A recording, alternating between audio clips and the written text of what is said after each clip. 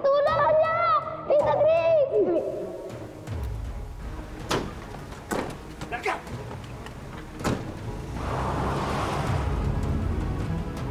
Hoy!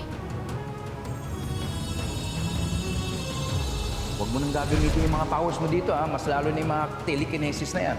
Pag nakita na alien ka, mas lalo tayong delikado niyan. Susundin ko ang mga rules.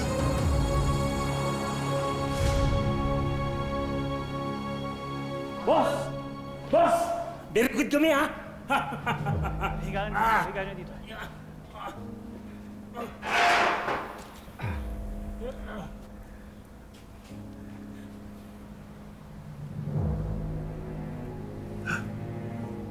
Doy? Sino yung kinuha nyo? Sabi ko yung isang bata. Dok, pasensya na talaga. Ang bunga akala namin, yung isang bata ang nakuha namin eh. Bibida-bida pa kayo eh. Sinabi niyo pa sa akin na very good, very good. Palpak naman kayo. Sorry na, Doc. Kung gusto mo, ibalik na lang namin to. Hindi na. Kahit hindi alien si Doy, I can still use him.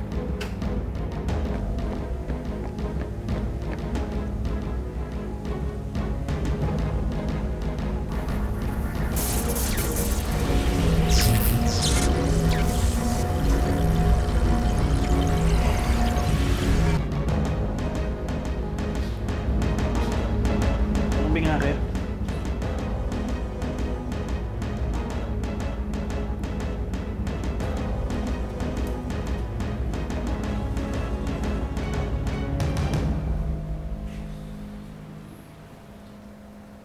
Ninong?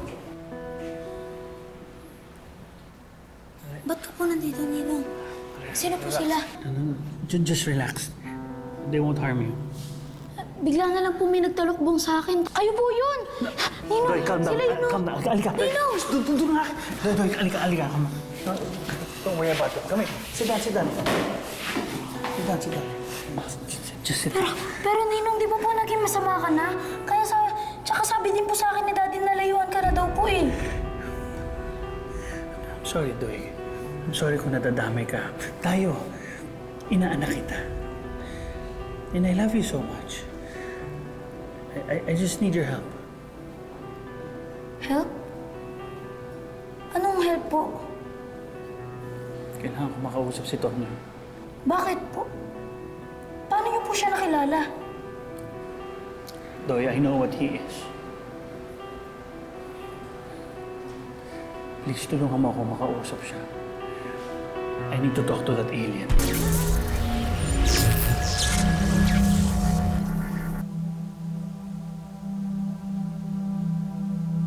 Sige na, Doy. I really need to talk to the alien. Pagbigyan mo na ako. Ninong, ang dami niyo na pong ginawang masama kay Tita Grace. Baka ano po gawin niyo kay Tonyo? Hindi mo kasi naiintindihan eh. Kailangan ko ang tulong nila. I'm pushed against the wall already. Oo, may mga nagawa kong hindi maganda. But I have my valid reasons. Sabi po sa akin ni Mami noon, kapag masama ka.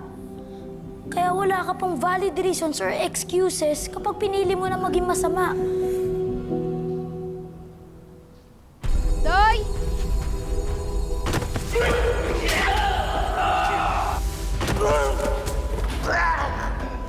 Ninong? Tonyo? Galing mo, Tonyo, ah. Knockout mo sila lahat.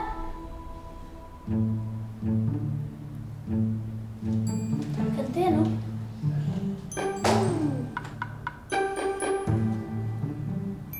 Halika na, Doy. Umuwi na tayo. Yusef! Yusef, wag po! Yusef! Pakawalan mo po kami! Yusef!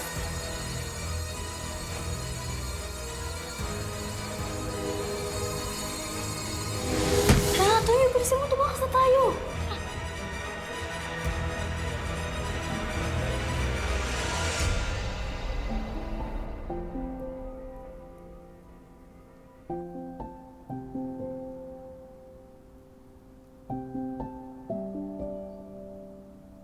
Tonyo, okay ka na ba ngayon? Di ka na pagod? Di ba maraming beses mo ginamit yung telekinesis mo? Okay na ako. Ikaw, kamusta ka? Sinaktan ka ba nila? Pinatulog lang. Maraming salamat talaga sa pagligtas mo sa akin kanina. Mapagalitan tayo niyan. Kasi binirake natin yung rules. I-secret muna natin to sa kanila, pag umalis siya. Tsaka ko na lang ikukwento sa kanila kung ano yung nangyari. Thank you, Doy. Tsaka dahil ngayong kilala ka niya ni Ninong Sef, hindi ka na safe dito ngayon. Baka mamaya balikan ka nila. Katulad nung ginawa nila nung kay Tita Grace. Baka madamay ka pa. Kaya uuwi na lang ako. Ang saya pag magkaroon ka ng best friend na tao. Huwag mo akong kakalimutan, ha? Siyempre. Oh, ako rin ha.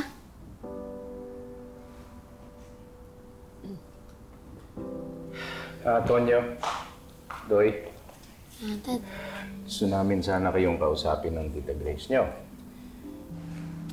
Di ba gusto nyo magpunta ng park? Sige, sasamahan lang namin kayo, ha? Oo, para hindi na kayo tumatakas, Tonyo. Dad, Tita Grace. Kasi uuwi na po si Tonyo.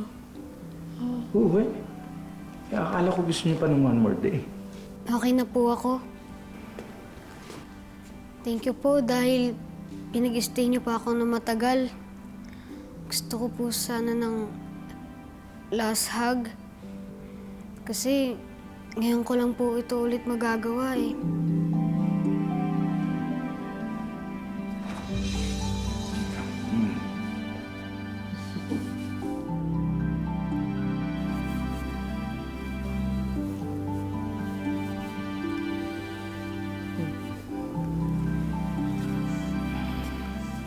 O sige na, habang wala si Marites.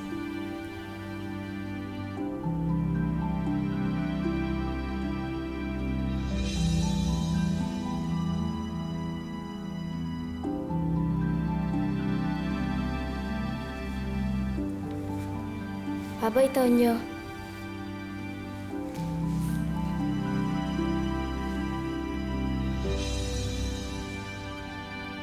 O mag-iingat ka pa uwi, okay?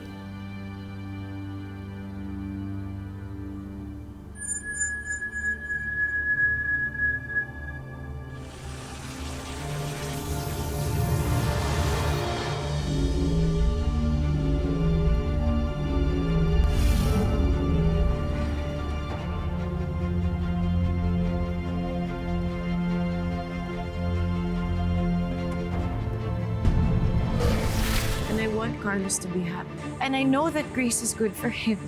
But still, Sasaktan ka pa rin. Bumalik na po si Doc Sef? Nagsumbong na yan si Tonyo kay Carlos. Malamang, nireport na tayo sa mga pulis ni Carlos. Doksep! Alam namin nandiyan ka sa loob! Where's my sister? she's just acting out. Ayaw din daw niyang kumain. Tapos ayaw pa silang kausapin. Gusto ko siyang puntahan. May naiisip ako, Dok. Para sure ball na tigok, kailangan magkahiwa-hiwalay ang katawan ng alien na yun. Magutos ko. Tapos na pang babae ito. Bigyan sa akin ng nanay niya.